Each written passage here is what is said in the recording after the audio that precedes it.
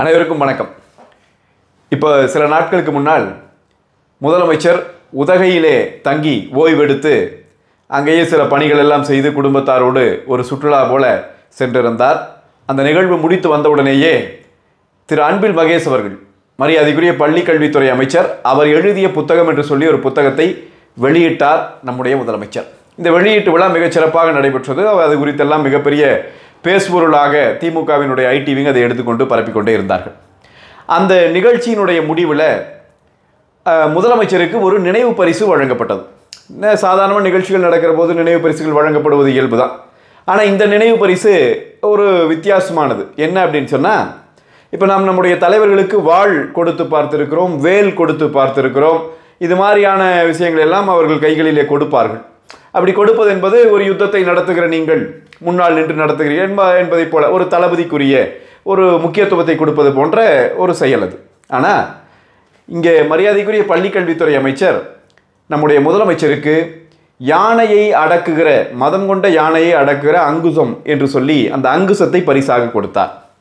அதனுடைய வடிவமே பார்க்கிற போது நமக்கே வித்தியாசமாக இருந்தது. ஏனென்றால் நாம் இதற்கு முன்னால் சாதாரண மக்கள் எல்லாம் அதை பார்த்திருக்க மாட்டார்கள். என்னடா இது திடீர்னு என்னமோ ஒன்று கொண்டு வர்றாங்களே அப்படின்னு பார்த்தா, அப்புறம் அவரே சொன்னார், மதம் கொண்ட பாரதிய ஜனதா என்கிற அந்த யானையை அடக்குவதற்கான அங்குசத்தை நான் உங்கள் கையிலே தருகிறேன் என்று சொன்னார். ஓ, தர்க்கம் சரியாகத்தானே இருக்குது, லாஜிக் சரியாகத்தானே இருக்குது. எனவே மதம் கொண்ட யானை என்று இவர்கள் பாஜகவை பார்க்கிறார்கள், அதனால் அங்குசத்தை கொடுத்திருக்கிறார் போல என்று சாதாரண மக்கள் எல்லாருமே நினைக்கிறார்கள், இன்றும் நினைத்து கொண்டிருக்கிறார்கள். ஆனால் உண்மையில் என்ன நடந்தது? ஒன்று வேண்டாங்க, சில நாட்களுக்கு முன்னால் நம்முடைய முதலமைச்சர் அவர்கள் ஒரு நிகழ்ச்சியிலே பேசுகிற போது சொன்னார், தமிழ்நாட்டிலே அறிவியல் சார்ந்த கருத்துக்கள் தவிர்த்து வேறு கருத்துக்களை பள்ளிக்கூடங்களிலே பரப்புவதற்கு நாங்கள் அனுமதிக்க மாட்டோம். எனவே இந்த மூட நம்பிக்கைகள் எல்லாம் கொண்டு வந்து தமிழ்நாட்டிற்குள்ளே நிரப்பிவிட நாங்கள் விடமாட்டோம் என்று பேசினார். இதையே தான் ஒவ்வொரு நிகழ்விலும் அன்பில் மகேஷ் அவர்களும் பேசிக்கொண்டே இருக்கிறார். இந்த நிகழ்விலே அவர் சொல்லுகிற போது கூட மூட நம்பிக்கைகளுக்கு எதிரானவர்களாக நாங்கள் இருப்போம், நாங்கள் அறிவியல் சார்ந்த விஷயங்களுக்கு மட்டுமே துணை நிற்போம் என்றும் பேசியிருக்கிறார்கள். ஆனால் இந்த அங்குசத்தை கொடுத்தது என்பது ஏதோ கொஞ்சம் இடர்பாடு தெரிகிறதே என்று அதை போய் படித்து பார்த்தால், அந்த அங்குசம் என்பது மூல நட்சத்திரம். ஜோதிடத்தில் ஜோதிட நம்பிக்கையுடையவர்கள், ஜோதிட அறிஞர்கள் அதுக்கான அந்த புத்தகங்கள் எல்லாம் வடிவமைத்து வைத்திருக்கிறார்கள் இல்லையா, அதிலே போய் பார்த்தால் மூல நட்சத்திரத்திலே பிறந்தவர்களுக்கான சின்னமாக அங்குசம் இருக்கிறது.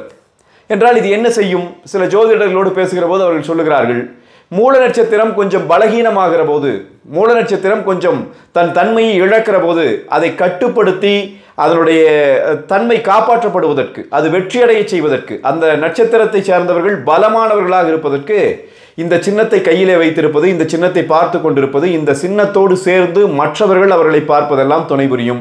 எனவே மூல நட்சத்திரம் சார்ந்தவர்களுக்கு இந்த சின்னம் ஜோதிடப்படி, ஜோதிட விதிமுறைகளின்படி ரொம்ப பயன்படக்கூடிய சின்னம் என்று சொன்னார்.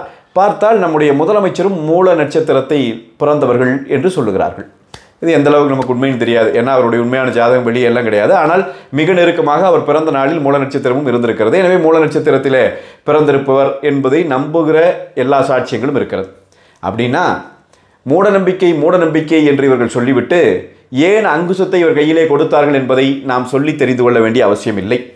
நான் இன்னொரு செய்தியும் உங்களுக்கு நினைவுபடுத்த விரும்புகிறேன். இவர்கள் நாத்திகர்கள் என்று சொல்லி எப்பொழுதும் வேடமிட்டு கொண்டே இருப்பார்கள். நாங்கள் கடவுள் நம்பிக்கை இல்லாதவர்கள் என்று சொல்லுவார்கள். ஆனால் உலகத்திலே இருக்கிற கடவுள் நம்பிக்கையெல்லாம் தாண்டி ஜோதிடம் போன்ற செய்திகளிலே மிகப்பெரிய ஆர்வத்தை காட்டக்கூடியவர்கள், யாகம் நடத்தக்கூடியவர்கள். இவர்கள் தொடர்ந்து இந்த வேலைகளை செய்வார்கள். ஆனால் வெளியிலே வருகிற போது வேடமிடுவார்கள். குறிப்பாக சொல்லணும்னா, பசும்பொன் முத்துராமலிங்க தேவர் பெருமகனார் அவருடைய அந்த ஜெயந்தி விழாவிற்கு போகிற போது அந்த இடத்தில் அவருக்கு நம்முடைய முதலமைச்சர் அப்போ எதிர்க்கட்சி தலைவராக இருந்தார், அவருக்கு திருநீர் இடப்பட்டது. அவசரமாக அந்த திருநீரை அழித்தார். எல்லா பத்திரிகையாளர்கள் எல்லாரும் இருக்கிற போதே அழித்தார். அந்த சின்னங்களை நாங்கள் ஏற்றுக்கொள்ள மாட்டோம் என்பது போன்ற ஒரு வெளிப்பாடு தான் அந்த வெளிப்பாடு.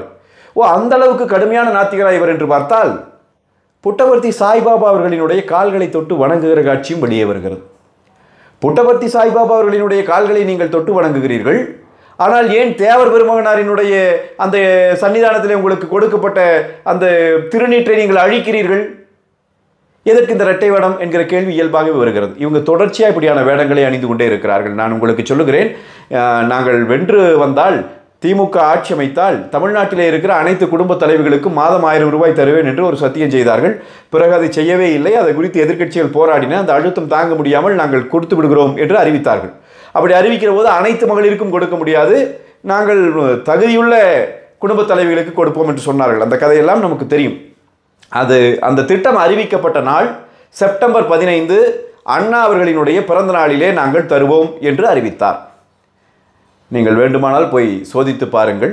அந்த திட்டம் செப்டம்பர் 14ஆம் தேதியே தொடங்கப்பட்டு 14ஆம் தேதியே அந்த திட்டம் வந்து எல்லாரும் அந்த யாருக்கெல்லாம் கொடுக்குறாங்களோ அந்த தகுதியுடையவர்கள் என்று இவர்களால் தேர்ந்தெடுக்கப்பட்ட அந்த மகளிருக்கான தொகை 14ஆம் தேதியே அவர்களுடைய வங்கி கணக்கிலே வந்துவிட்டது. இதை குறித்து சொல்லுகிற போது முதலமைச்சரும் சொன்னார், ஒரு நாளைக்கு முன்னாடியே நாங்கள் திட்டத்தை நிறைவேற்றி விட்டோம். இவர்கள் அவ்வளவு நல்லவர்கள் கிடையாதே, என்ன நடந்திருக்கும் என்று போய் தேடி பார்த்தால் செப்டம்பர் 15ஆம் தேதி இவர்கள் அந்த 1000 ரூபாய் திட்டத்தை தொடங்குவதாக சொன்ன நாள் பாட்டிமை. 14ஆம் தேதி அமாவாசை. ஒரு நல்ல செயலை தொடங்குகிறோம் என்று சொன்னால் அந்த செயல் தொடர்ந்து நடக்க வேண்டும், அதற்கான உறுதி நமக்கு இருக்க வேண்டும் என்று சொன்னால் அதை அமாவாசையிலே தொடங்குவது என்பது இந்து சமய வழிபாடு கொண்டிருக்கிற பல்வேறு மக்களினுடைய நம்பிக்கை. பாட்டிமையிலே ஒரு செயலை தொடங்கக்கூடாது என்பது ஒரு நம்பிக்கை. அதை மூடநம்பிக்கை என்று சொல்லுகிற திமுக அவர்களுடைய ஆட்சி காலத்திலே எதற்காக ஒரு நாள் முன்னாடியே இந்த பணத்தை கொடுத்தாங்கன்னு பார்த்தா அமாவாசை அன்னைக்கு கொடுத்துருக்கிறாங்க, பாட்டிமையில கொடுக்கக்கூடாது. ஆனால் வெளியே வந்து நின்பார்கள், மூடநம்பிக்கையை நாங்கள் ஏற்றுக்கொள்ள மாட்டோம் என்பார்கள். இதே உதயநிதி அவர்கள் துணை முதலமைச்சராக பொறுப்பேற்கிறார், அமைச்சராக முதலிலே பொறுப்பேற்கிறார். அமைச்சராக பொறுப்பேற்கிற போது கையெழுத்து போடாமல் அமர்ந்து கொண்டிருக்கிற காட்சி வெளியே வந்தது. பக்கத்தில் IAS ஆஃபீஸர்ஸ் நிற்கிறாங்க, அமைச்சர் கையெழுத்து போடணும்னு. சரிய நேரமான பிறகு அந்த நேரம் தொட்ட பிறகு கையெழுத்து போடுகிறார் என்றால் இந்த நல்ல நேரம் பார்த்து கையெழுத்து போட வேண்டும் என்கிற சிந்தனை இவர்களுக்கு இருக்கிறது என்பதற்கான நேரடி வெளிப்பாடு தான் அது. தொடர்ச்சியாக இப்படி பல செய்தி சொல்லலாம். இவங்களே என்னமோ மூடநம்பிக்கைகளுக்கு எதிரானவர்கள் என்று சொல்லுவார்கள். நாங்கள் வந்து எந்த மதத்தையும் சார்ந்தவர்கள் அல்ல, இந்து மத நம்பிக்கைகளுக்கெல்லாம் எதிரானவர்களாகவே நிற்கிறவர்கள். நான் ஒரு செய்தியை உங்களுக்கு சுட்டிக்காட்ட விரும்புகிறேன். இவ்வளவு தூரம் இது எல்லாம் பேசிகிட்டே இருக்கிறீங்க இல்லையா, அப்புறம் எப்படி விநாயகர் சதுர்த்தி நிகழ்வை வந்து அதில் உறுதிமொழி எடுக்க வேண்டும் மாணவர்கள் விநாயகர் சதுர்த்தி என்று சொல்லி ஒரு அரசினுடைய சுற்றறிக்கை, தமிழ்நாடு அரசின் சார்பில் சுற்றறிக்கை பள்ளிகளுக்கு போய்விட்டது, பள்ளி கல்வித்துறையின் சார்பாக. அதுவரை தூங்கிக் கொண்டிருந்த அன்பில் மகேஷ் அவர்களை எதிர்க்கட்சிகள் தட்டி எழுப்பின. என்ன நடந்து கொண்டிருக்கிறது? உத்தரப்பிரதேசத்திலே பாரதிய ஜனதா ஆண்டு கொண்டிருக்கிற மாநிலத்திலே கூட போடாத ஒரு சட்டத்தை உங்கள் மாநிலத்திலே நீங்கள் நிறைவேற்றுகிறீர்களே, எதற்காக விநாயகர் சதுர்த்தி அன்றைக்கு மாணவர்கள் உறுதிமொழி ஏற்க வேண்டும் என்று கேட்ட பிறகு அவசரமாக ஓடிப்போய் அது நாங்கள் செய்யவில்லை, தெரியாமல் நடந்துவிட்டது, சுற்றறிக்கையை தவறாக அனுப்பிவிட்டார்கள் என்றெல்லாம் கதை சொல்லி அதை வாபஸ் வாங்கினார்கள். இப்படி தொடர்ச்சியாக இந்த மூட நம்பிக்கைகளிலே மூழ்கி கிடக்கிற இந்த கூட்டம்தான் வழிபாடு செய்கிற, சாதாரண வழிபாடு செய்கிற தமிழ் கடவுள் முருகனை போய் வழிபாடு செய்தால் அதை நக்கல் செய்வார்கள். இவர்களுடைய நாளாந்தர பேச்சாளர்களை வைத்து இவர்கள் நக்கல் பண்ணுவார்கள். ஆனால் இவங்க மறைமுகமாக போய் திருச்செந்தூர் முருகன் கோவிலிலே யாகம் நடத்துவார்கள். இதோ நீங்கள் பாருங்கள், மூல நட்சத்திரத்தைச் சேர்ந்த முதலமைச்சருக்கு கையிலே அங்குசத்தை கொடுத்து அதை வந்து பாரதிய ஜனதாவுக்கு எதிரான அங்குசம் என்று சொல்ல, அது பாரதிய ஜனதாவிற்கு எதிரானதோ அல்லது வேறு மத சிந்தனைகளுக்கு எதிரான அங்குசம் கிடையாது. மாறாக இவர் பலகீனம் அடைகிறார், எனவே இவரை பலப்படுத்துவதற்கு இது கையிலே கொடுக்கப்பட வேண்டும், கொடுக்கப்படுகிற காட்சியை மக்கள் பார்க்க வேண்டும். அதற்காக அரங்கேற்றப்பட்டது. யார் நடத்துகிறார்? எந்த கல்விக்குள்ளே நாங்கள் மூடநம்பிக்கையை அனுமதிக்க மாட்டோம் என்று சொன்னார்களோ அந்த பள்ளி கல்வித்துறையே அந்த நிகழ்ச்சியை நடத்துகிறது. அந்த அமைச்சரே கொண்டு வந்து கைகளிலே கொடுக்கிறார். எவ்வளவு மோசமான நடைமுறைகளை இவர்கள் நடைமுறைப்படுத்துகிறாங்கன்னு பாருங்கள், எவ்வளவு மோசமான வேலைகளை செய்கிறாங்கன்னு பாருங்கள். எதுக்கு இப்படி ஒரு நடிப்பு? பல தலைவர்கள் கடவுள் வணங்க செய்ய அவங்களுடைய சமயங்களிலே இருக்கிற முறைப்படி அவரவர் கடவுளை வணங்குகிறார்கள். சில பேர் கடவுள் நம்பிக்கை இல்லை என்று சொல்லுகிறவர்கள் கடவுள் நம்பிக்கை இல்லாமல் இருக்கிறார்கள்.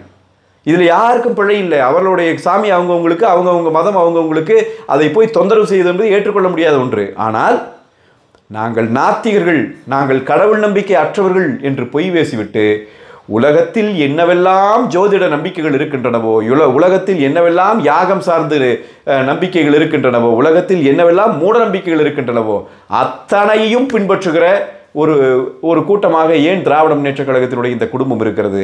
ஏனென்றால் தாங்கள் செய்கிற இந்த முறைகளின் மூலமாக நன்மைகள் ஏற்படும் என்று சொன்னால் அந்த நன்மைகளை நாம் அனுபவித்துக் கொள்ள வேண்டும். அதே நேரத்தில் நாம் கடவுள் நம்பிக்கை அற்றவன் என்கிற அந்த பெயரை சொன்னால்தான் நமக்கு அந்த லெகசி தொடரும். இவங்க அப்பாவே அதை பண்ணிட்டு இருந்தார். அவர் மஞ்சள் துண்டு போட்டதுக்கு காரணம் உண்டு. இப்போ தஞ்சை பெரிய கோயிலில் நேர் வழியிலே உள்ளே போகாமல் இடையில போய் சுவரை உடைத்து பட்டு வேட்டி கட்டி கொண்டு நடந்து போனார் கருணாநிதி அவர்கள். பெரிய உலகத்தில் இல்லாத நாத்திக பெருந்தகை. எனவே இவர்கள் போடுவது அத்தனையும் போலி வேஷம், அத்தனையும் இரட்டை வேஷம் என்பது மீண்டும் மீண்டும் வெளிப்பட்டு கொண்டே இருக்கிறது.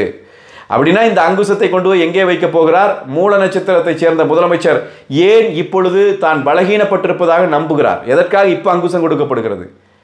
சில புள்ளிகளை நான் வைக்கிறேன். அந்த புள்ளிகளை நீங்கள் இணைத்து பாருங்கள், உண்மை உங்களுக்கு புரிந்துவிடும். உதயநிதி அவர்களோடு மிக நெருக்கமாக இருக்கிற அந்த ரத்தீஷ், இன்னொரு அந்த தயாரிப்பாளர் ஒரு ஆகாஷ் பாஸ்கரன், இவர்களை இடி நெருங்குகிறது. அப்படி நெருங்குகிற போது அதே நேரத்தில் டாஸ்மாகில் நடந்த மிகப்பெரிய ஊழலும் விசாரணைக்கு உட்படுத்தப்படுகிறது. இடியினுடைய மிகப்பெரிய நெருக்கடிகள் அதிகமாக செந்தில் பாலாஜி அவர்களினுடைய பதவி பறிபோகிறது. பொன்முடி அவர்கள் அமைச்சரவையிலிருந்து நீக்கப்படுகிறார். இவர்களுடைய அமைச்சர்கள் அத்தனை பேரும் ரத்து செய்யப்பட்ட வழக்குகள் விசாரிக்கப்பட வேண்டும். அவை ரத்து செய்யப்பட தகுதியான வழக்குகள் அல்ல, அந்த வழக்குகள் விசாரணைக்குரியவை என்று நீதிமன்றம் சொல்லுகிறது. அத்தனை பேரும் கூண்டேறப் போகிறார்கள். ஒட்டுமொத்தமாக இவர்களுடைய அமைச்சரவை முழுவதுமே ஊழலுக்கு பெயர் போன அமைச்சரவை என்பது வெளிப்படையாக இன்றைக்கு தெரிகிறது. முதலமைச்சர் எந்தவிதமான திறமையுமற்றவராக இருக்கிறார். இவருடைய ஆட்சி காலம் தமிழ்நாட்டினுடைய இருண்ட காலம் என்கிற பெயர் இன்றைக்கு வந்து கொண்டிருக்கிறது. தேர்தல் நெருங்குகிற நேரத்தில் ஈடியும் இவர்களை நெருங்கி இருக்கிறது. இன்னும் ஓரடி ஈரடி இடி வைக்கும் என்று சொன்னால், அமலாக்கத்துறை வைக்கும் என்று சொன்னால் மிக முக்கியமான புள்ளிகள் மாட்டுவார்கள். சுறா மீன்களும் திமிங்கலங்களும் மாட்டிக்கொள்ளாமல் இதுவரை சின்ன சின்ன மீன்களே மாட்டிக்கொண்டிருந்தது. இப்பொழுது வலுவான வலையொன்று சுறா மீன்களை வளைத்திருக்கிறது. எனவே மூல நட்சத்திரத்திற்கு கொஞ்சம் சிக்கல் வந்து விட்டதாக முதலமைச்சர் நினைக்கிறார். அங்குசங்களை வைத்து கொண்டிருக்கிறார். அங்குசங்களால் அவர்கள் தப்பிக்க முடியாது. ஆண்டவன் நல்லவர்களோடு இருக்கிறான். எந்த மதத்தை சார்ந்தவர்களாக இருந்தாலும் கடவுளை வணங்குகிற போது எல்லாரும் நல்லா இருக்கணும்னு வணங்குகிற சாதாரண மக்களை கொண்ட நாடு தமிழ்நாடு. நாங்கள் சொல்லுகிறோம், ஒரு நாளும் கடவுளர்களோ இந்த சம்பிரதாயங்களோ உங்களுடைய மோசடிகளுக்கு துணை வரப்போவதில்லை. எனவே கட்டாயம் இவர்கள் மாட்டிக்கொள்ளத்தான் போகிறார்கள். ஆனால் தமிழ்நாட்டு மக்கள் இவர்கள் போடுகிற இரட்டை வேடங்களை புரிந்து கொள்ள வேண்டும். மூட நம்பிக்கையினுடைய மொத்த பிறப்பிடமாக திராவிட முன்னேற்றக் கழகம் இருக்கிறது. அதனுடைய அந்த தலைமை குடும்பம் இருக்கிறது. ஆனால் வெளியிலே வேடமிடுகிறார்கள். உள்ளொன்று வைத்து புறமொன்று பேசுவார், உறவு கலவாமை வேண்டும் என்று தமிழ் சொல்லி கொடுத்திருக்கிறது. தமிழ்நாட்டு மக்களும் புரிந்து கொள்ள வேண்டும். உள்ளொன்று வைத்து புறமொன்று பேசுகிற இவர்கள் உறவு தமிழ்நாட்டோடு கலவாமல் இருப்பது நமக்கு அனைவருக்கும் நல்லது. 2026 அத்தனை அங்குசங்களையும் தூக்கி எறிந்து உண்மையிலேயே மத யானைகளைப் போல இறங்கி தமிழ்நாட்டை இந்த கொடும் மிருகங்களிடமிருந்து காப்பாற்ற வேண்டிய பொறுப்பு நமக்கு இருக்கிறது. நாம் அதற்கான பணியை தொடங்குவோம். வணக்கம்.